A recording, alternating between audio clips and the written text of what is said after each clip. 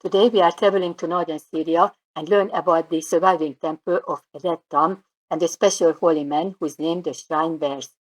These dead villages are part of the UNESCO World Heritage. They were built from the 1st until the 7th century, then they gradually became depopulated, and by the 10th century they were completely extinct.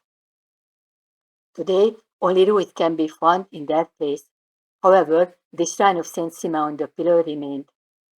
Why is Simeon called the Pillar? He did not build a pillar, but lived on top of a pillar for about 40 years. Let's get to know him more closely. Saint Simeon the Pillar was born in the town of Sis at the end of the 4th century. He entered a monastery at a very young age where he lived in strict asceticism. He wore such a cruel cilicium, a spiked belt, that his body was constantly bleeding from wounds. He was always fasting. He only ate on Sunday. At the age of 20, he was expelled from the monastery by his superiors. Then he fled to the mountains.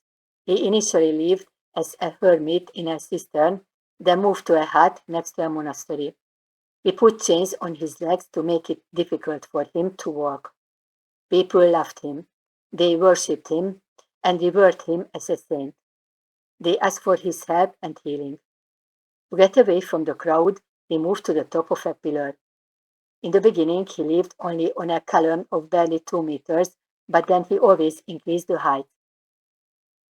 He died at the age of about 70 at the top of a 16-meter column.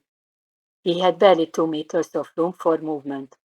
The food was brought up to him by his disciples on a ladder. How did he live on the column? He preached twice a day. He taught people, gave them advice, and healed the sick. He kept praying with outstretched arms and glorified God with deep bows. He was so popular in his days that people came from far and wide to witness the miracle of a man living on top of a pillar day and night, in the cold, in the rain, enduring the harshest weather. The emperor visited him in disguise.